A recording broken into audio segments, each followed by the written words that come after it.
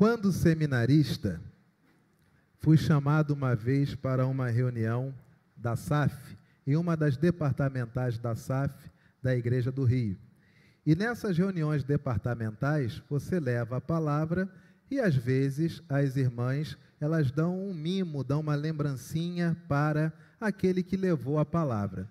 Eu, como seminarista, uma irmã que já faleceu, ela entregou para mim um livro sobre Eclesiastes.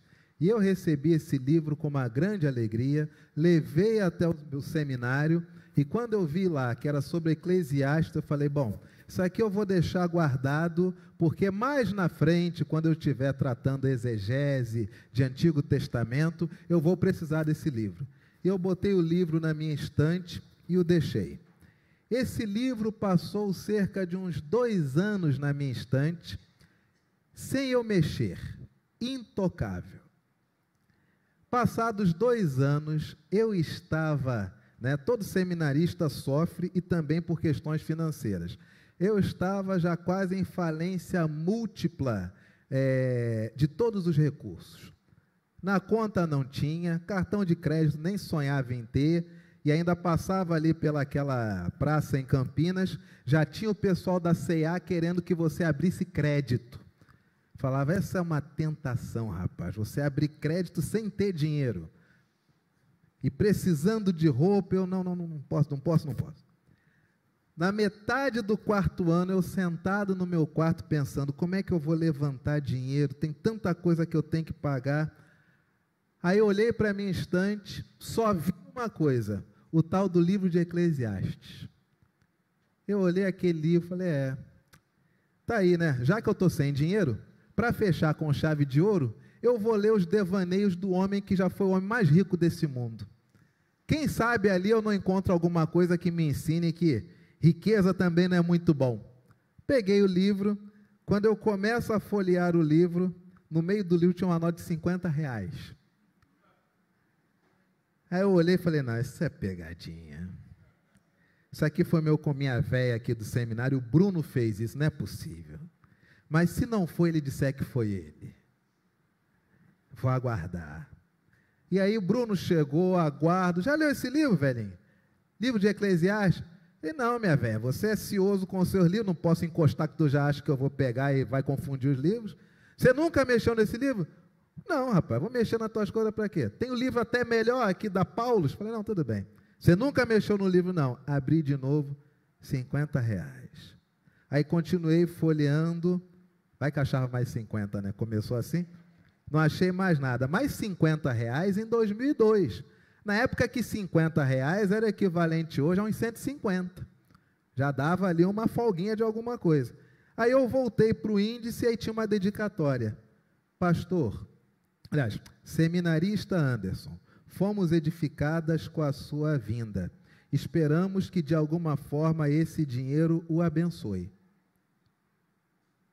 E eu, quando li aquilo, eu falei, olha, lança teu pão sobre as águas, que depois de muitos dias o acharás.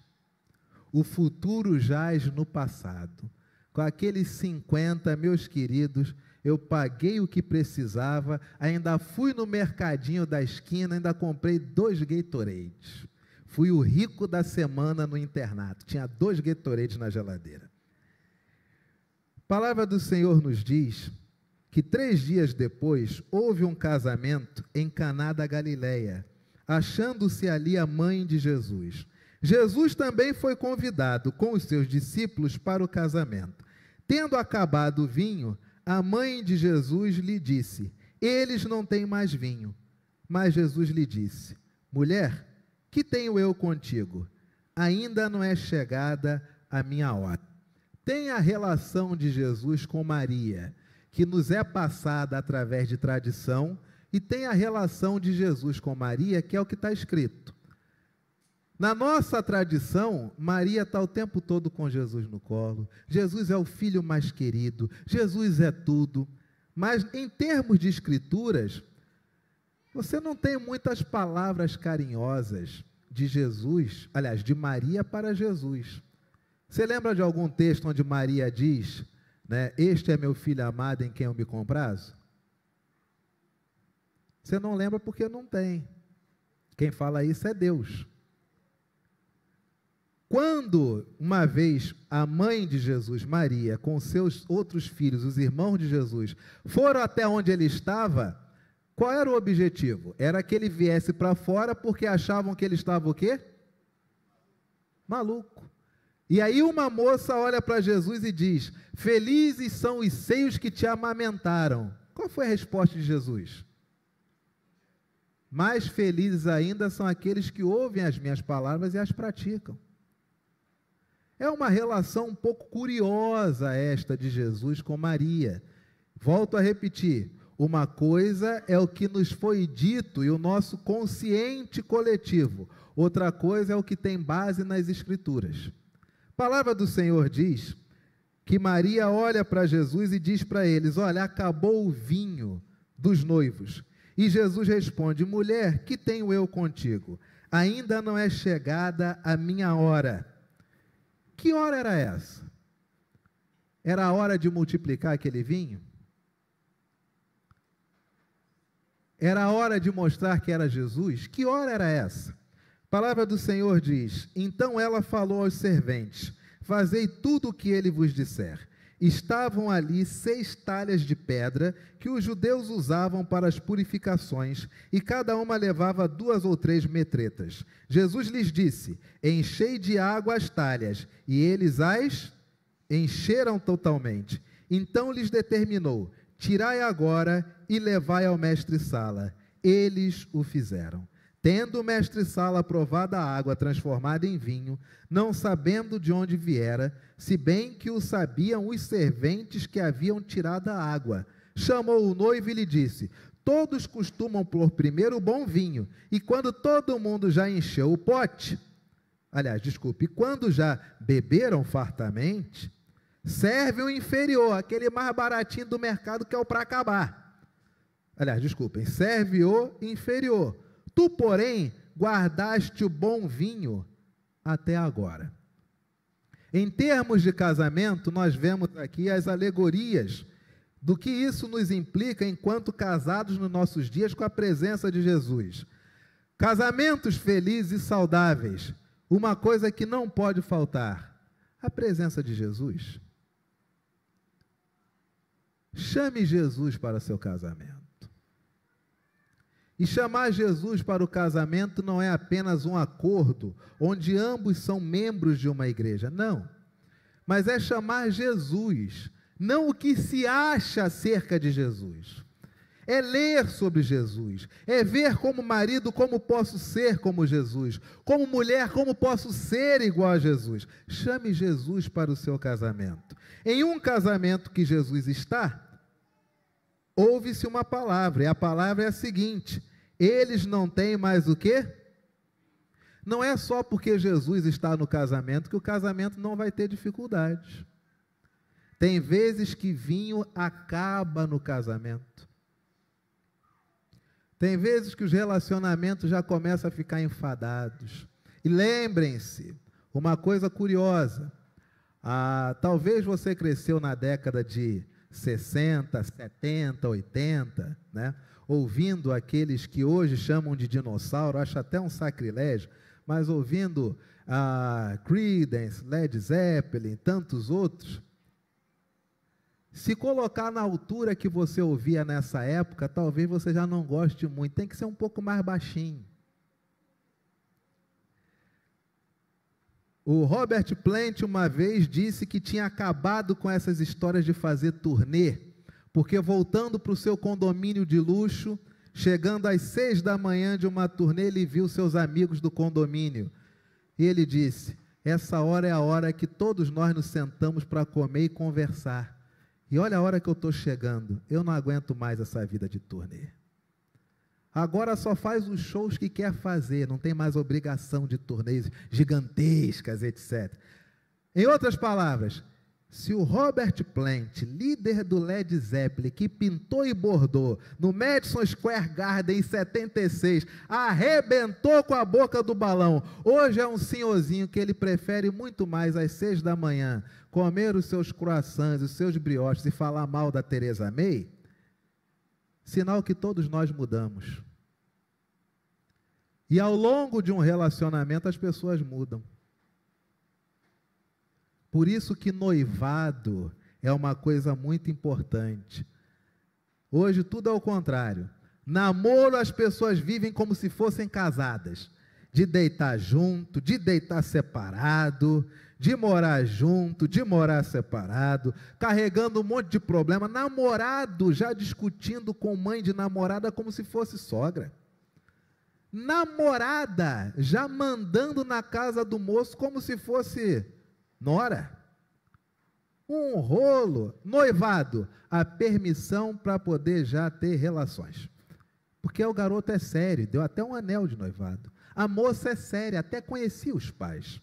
Eles já querem comprar um imóvelzinho, aí já pode, né? Já pode, fazer o quê? É sério. E depois vem o casamento. O casamento é o quê?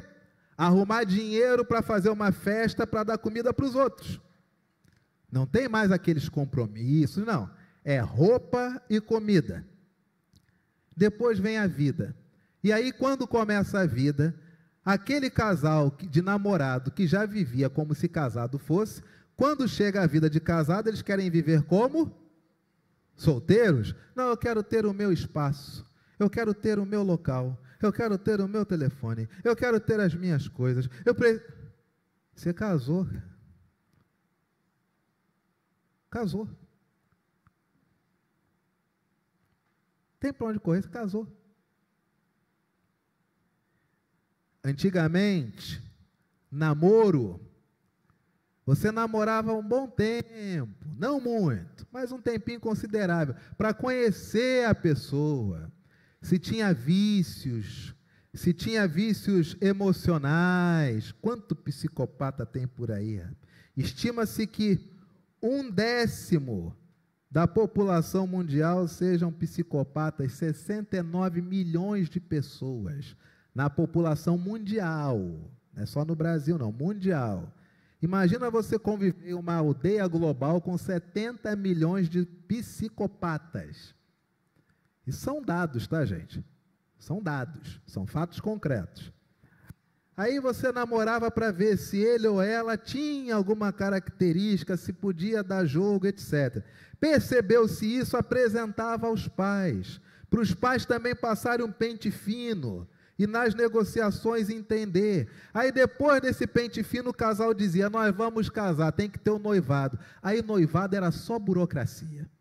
Noivado são os dois casais de pais, dele e dela, frente a frente.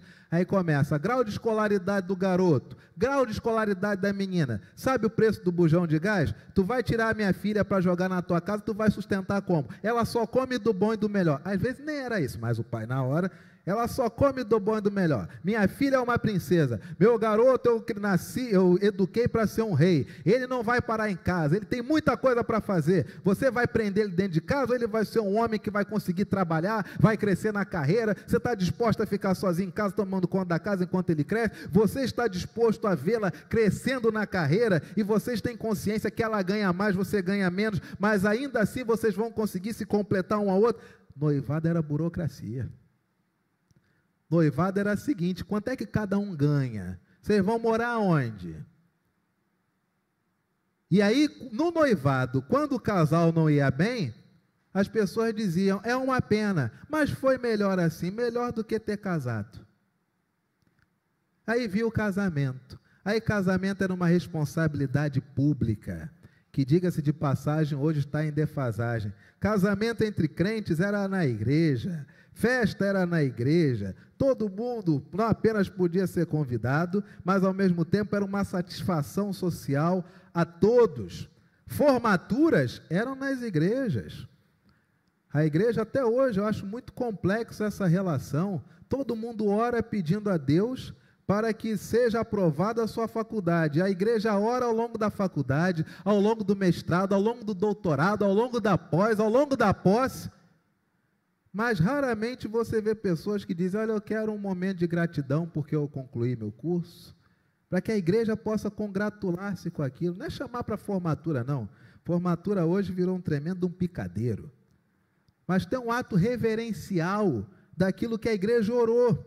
Assim era o casamento, a cerimônia, era um ato reverencial. Não tinham tantas brincadeiras, tanto guere-guere, mas era uma consagração a Deus de uma nova família. E quando o casal brigava, o que pai e mãe dizia quando uma das partes chegava na sua casa? Você pode até dormir aqui hoje, porque já está tarde e não tem mais trem. Mas amanhã de manhã cedo você vai voltar para a sua casa. Isso quando era menina. Quando era o rapaz, vai ficar aí fora. Você não vai entrar do mesmo jeito que tu veio, tu vai voltar. Te vira lá com a tua mulher. Nos nossos dias, parece que nós nos casamos, e isso eu não estou falando para a juventude, não. O problema nosso hoje está sendo esse. Tudo coloca na conta da garotada. Mas se for olhar os cenários da nossa sociedade, quem determina e quem está servindo de muitas vezes de mau exemplo são quem? É a coroada. Tá certo? Veja esses rolos em nível nacional, na política, na sociedade, na cultura. Qual é a faixa etária desse pessoal? Pois é. Aí fica botando um peso em cima de quem tem 15, 20, 25, como se a garotada fosse responsável. Não, meus queridos, não são não.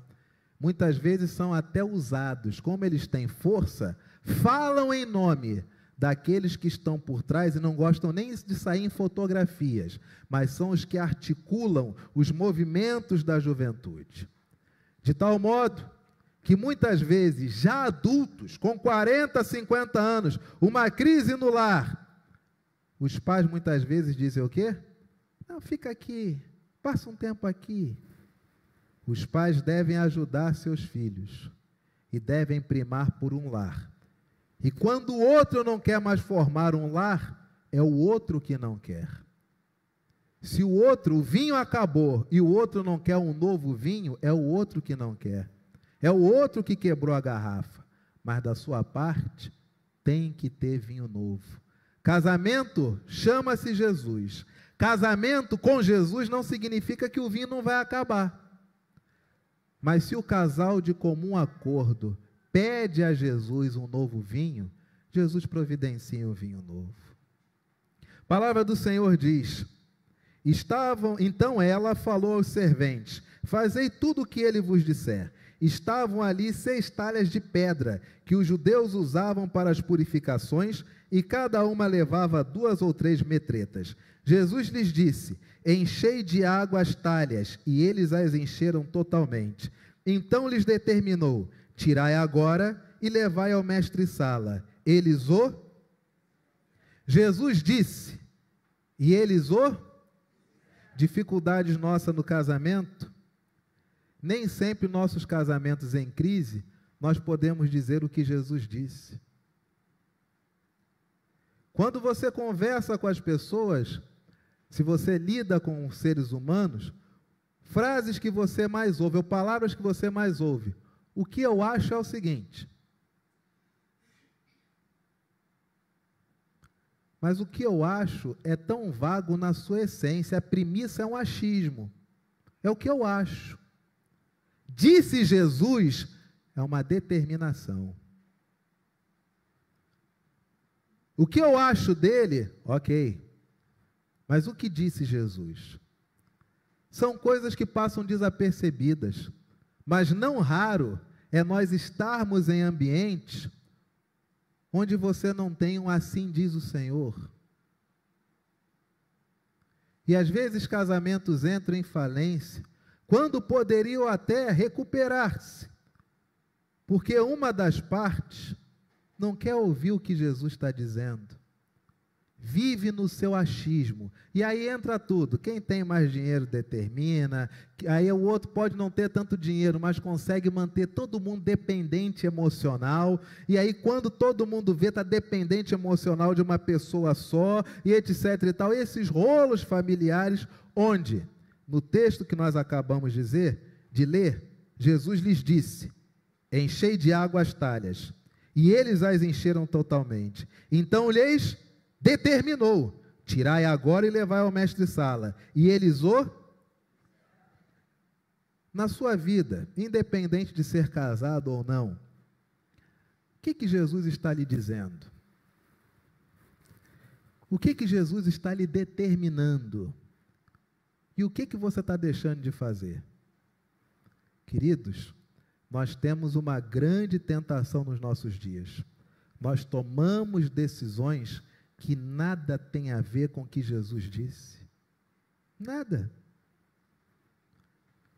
Bateu uns 5 minutos, bateu um pensamento, bateu uma vontade, bateu um desejo. Ou a frase clássica, senti de Deus no coração. Jesus nunca disse que sentiu do Pai no coração. Paulo nunca escreveu que sentiu no coração. Mas nós estamos sentindo tudo. Sentimos até o quê?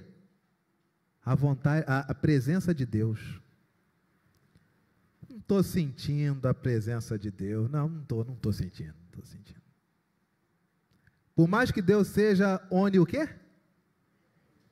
Mas eu não estou sentindo. Se eu não estou sentindo, Deus não está. A regra é clara. Eu sou abalizador da presença ou não do totalmente outro. Eu que digo se está ou não está. E aí nós vamos sentindo muita coisa. A palavra do Senhor diz: tendo o mestre-sala provado a água transformada em vinho, não sabendo de onde viera, se bem que o sabiam os serventes que haviam tirado a água, chamou o noivo e lhe disse: todos costumam pôr primeiro o vinho que abre a rodada, aquele vinho onde você tira a onda porque você é o dono da festa. E quando todo mundo já entornou, já encheu o pote, quando já beberam fartamente, servem aquele ralinho para acabar, para sair fora todo mundo para ir embora. Serve o inferior. Tu, porém, guardaste o bom vinho até agora. Com este deu Jesus princípio a seus sinais em Caná da Galileia.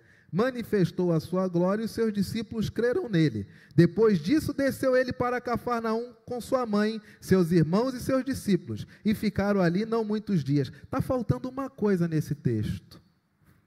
Está faltando um detalhe. Você acompanhou comigo?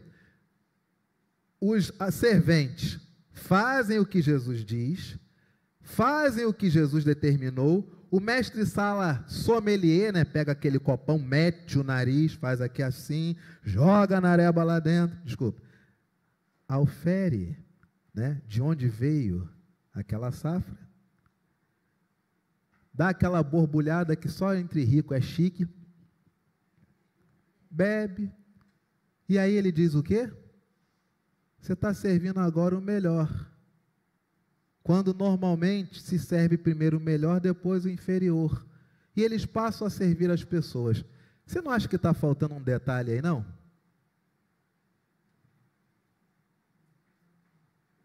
Está faltando um detalhe. Que detalhe que está faltando? O noivo ficou sabendo da falta do vinho. Mas ele ficou sabendo como é que aquele vinho novo apareceu? Porque o texto diz que só os serventes sabiam a origem daquele vinho. A noiva ficou sabendo como que aquele vinho bom apareceu? Alguém publicamente levou Jesus ao meio do salão e declarou que foi ele que fez aquilo?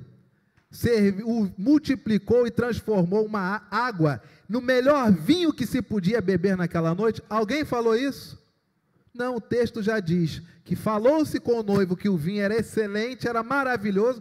Pergunta-se por que ele quebrou o protocolo óbvio e com isto deu Jesus início aos seus milagres e papapá, e no dia seguinte voltou para casa com a mãe, os irmãos e os discípulos. Por que Jesus não deu ciência do fato? Por que noivo e noiva não ficaram sabendo, e muito menos os convidados? Se os convidados soubessem, seria a prova cabal de que aquele casamento estava destinado à falência, porque literalmente um rapaz tira de uma casa uma menina, mas não tem condições de bancar nem a primeira festa, a festa de casamento. Imagina o dia a dia. Falência social total para o casal, especialmente para o homem. Vergonha! Mas ainda assim, isso poderia ser salvo se Jesus desse uma palavra. E por que ele não falou? Ele responde lá no começo para Maria: ainda não é chegada o quê? O que Maria quer é o seguinte: meu filho, o vinho acabou, só depende de você, pode levantar e mostrar-se. Jesus diz: não é chegada a minha hora. Dificuldade nossa é que nós temos um entrave de natureza adâmica, pecaminosa. Muitas vezes o que nós fazemos, nós queremos a glória. Muitas vezes o que nós queremos é que o nosso nome seja destaque. E qualquer tipo de ajuda, onde o indivíduo não saiba que fui eu que ajudei,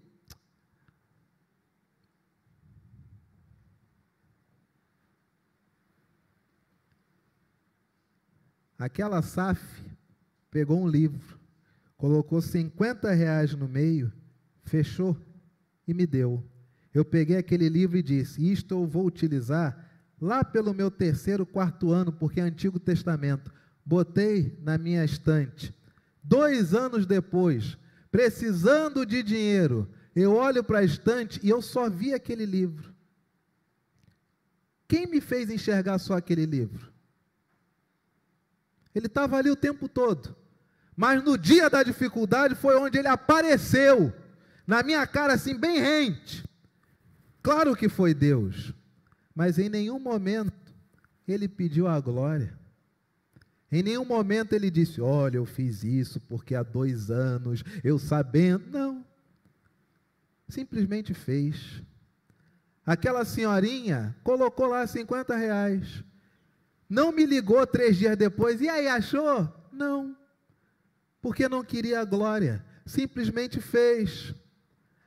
Às vezes, dificuldades no casamento, nós resolvemos sem o outro nem saber. E por que o outro às vezes não sabe? Porque você não quer a glória, você simplesmente faz. Às vezes nós queremos ajudar as pessoas e não ajudamos. Por quê?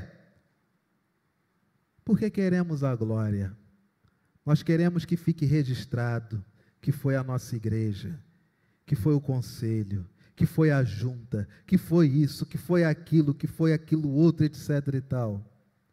Quantas oportunidades nós temos de ajudar pessoas e não fazemos, porque achamos que a pessoa não dará o devido valor à ajuda que lhe está sendo dada. Lembra-se do exemplo de domingo passado? Está ali o mendigo, está nu, e você tem uma calça que você pode dar, mas você não vai dar aquela calça para o mendigo. Por quê? Porque ela é Levi's, ela é Abercrombie, ela foi o parente mais lindo do mundo que te trouxe de outro lugar do mundo, não tem no Brasil, então você não vai dar essa calça para ele, que ele não vai saber valorizar. É uma Levi's, é uma Abercrombie, por isso que não dá para ajudar. Você quer a glória da ajuda, você quer que o condomínio todo te diga: nossa, como é desapegado, né? A calça Levi's que ele tinha deu para o mendigo. Olha, que pessoa desapegada, abnegada. É o que muitas vezes nós queremos. Por isso que Jesus olha para a sua mãe e diz: mulher, que tenho eu contigo? Ainda não é o momento. Ele vai no oculto, multiplica tudo. Nem o mestre-sala pode saber.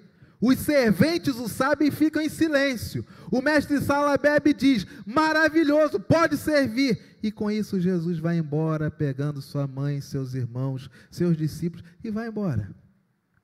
Quantas vezes, meu querido, Deus te ajudou, e Ele nunca disse que foi Ele.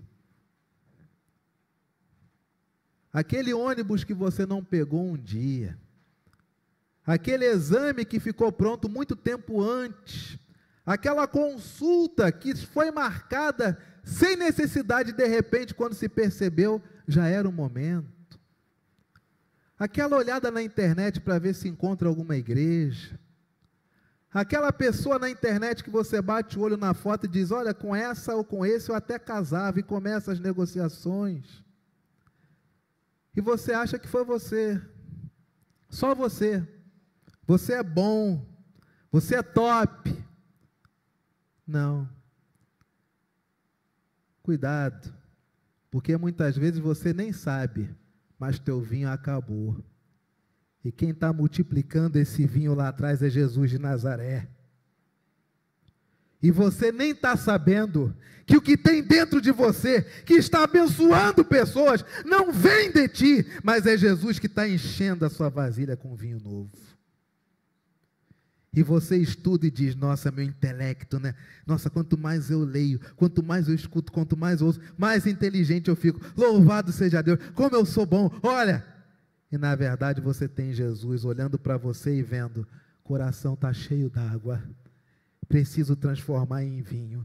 E ele começa a te preencher de vinho. Ele nunca disse para você que é ele, que está te enchendo de vinho.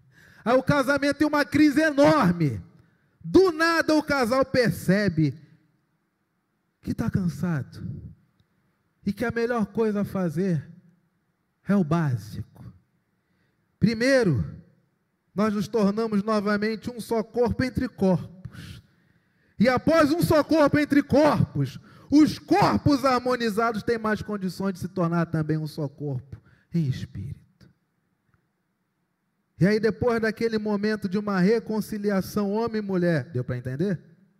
Depois daquele momento de uma reconciliação homem e mulher, aí o casal com muito mais tranquilidade, serotonina no alto, raiva lá embaixo, literalmente a sensação prazerosa. Aí parece que é o contrário, ninguém nunca errou. E aí ficar dizendo, não, isso deixa quieto, não vamos tocar mais nesse assunto. Não, isso aí passou.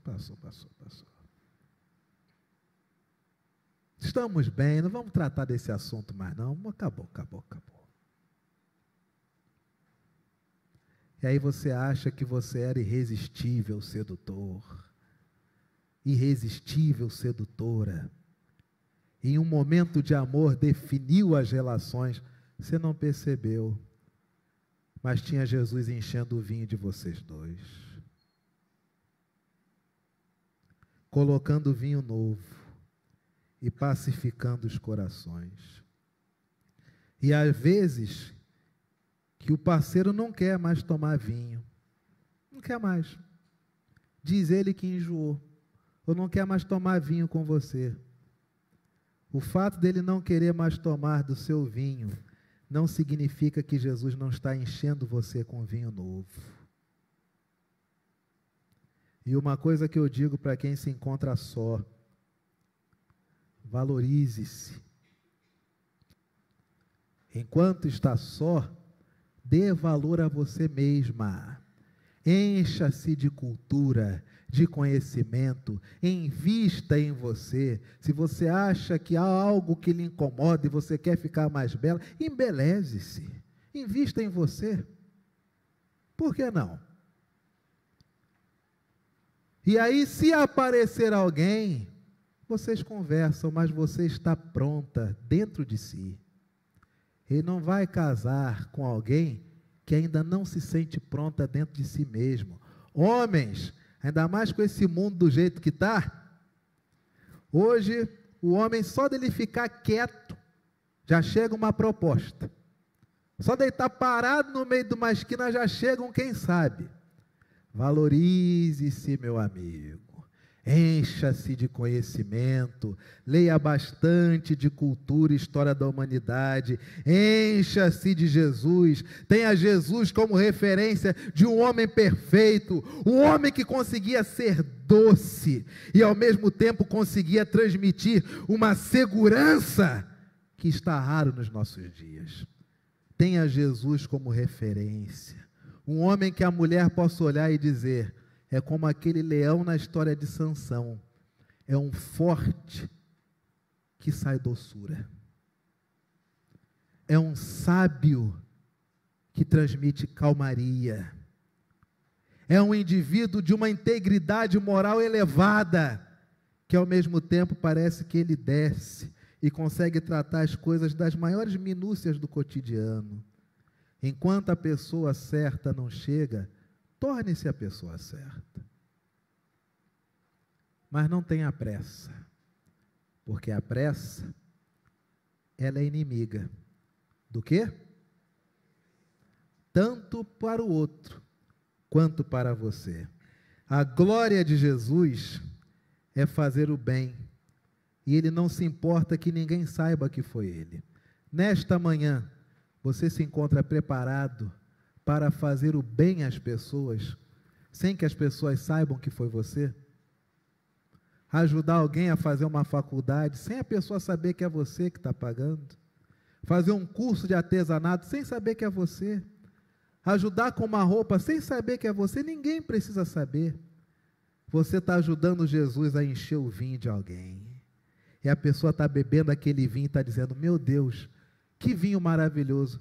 E você está sendo cooperador de Cristo. Se você quer isto para a sua vida, é muito simples, basta colocar-se de pé.